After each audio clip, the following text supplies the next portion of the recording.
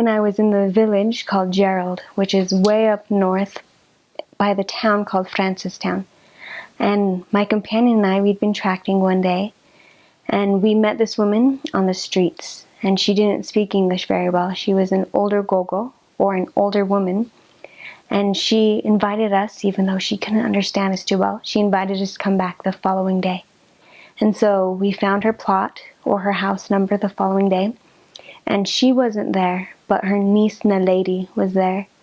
And we had a member with us, Leseho. She came and she translated and said, "We're the missionaries. We were here to see Seho Fatso. Is she around?" And the lady was not in a good mood that day. It is very, very rare for Botswana.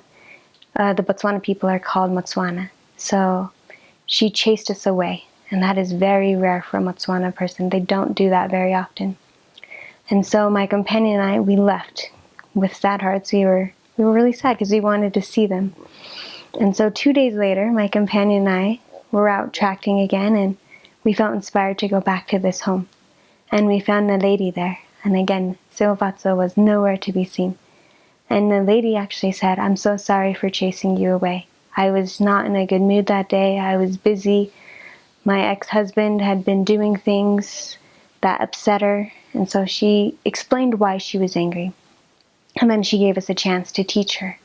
And so we taught her that day about the restoration and the gospel of Jesus Christ.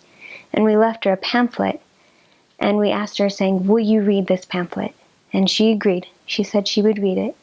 And she asked us to come back the following day. So we came back the following day. And while we were there, she said, "I know Joseph Smith is a true prophet, and I know the Book of Mormon is true." At that point, we hadn't even finished teaching her the first lesson. So we didn't even talk about Joseph Smith. We hadn't even touched on the Book of Mormon. But she knew because she had read that pamphlet, and she knew that it was true because she had prayed about it. Well, as we continued meeting with her, she expressed how angry she was before she met with us, how she was willing to kill herself, and how she just didn't want to go on anymore.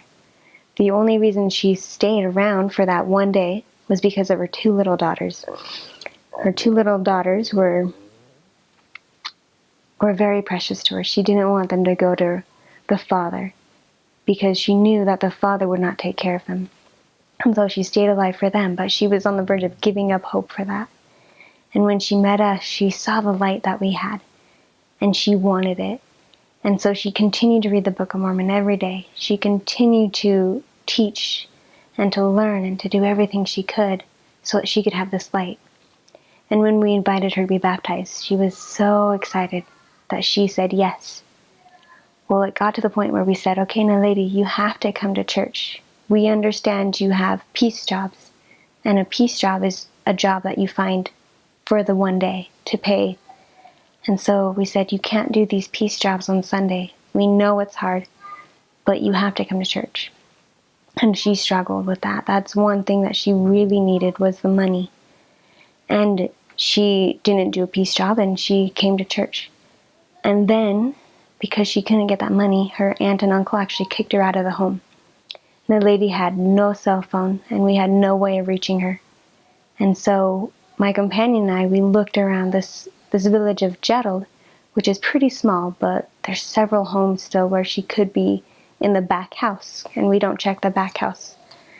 And so one day, after about 2 weeks of not knowing where Naledi is, my companion and I, we said a prayer that we would find her that specific day before we go home. And it was about 6:30 at night. And we had to travel, so we had to leave the town of Gerald by 7 to make it home for our 8 p.m. curfew. And all of a sudden, the lady and her little daughter are walking on the street. And the lady's daughter sees me. I was the only white person. My companion was a Tongan. And what they call us white people is lakua. And we had our windows rolled down, so we hear this little girl shout, "Lakua, lakua," meaning white person, white person. And immediately the lady knew that it was us, because there's not very many other white people in this village. And so we were able to meet with her. We were able to find out where she lives. And we were able to continue teaching her.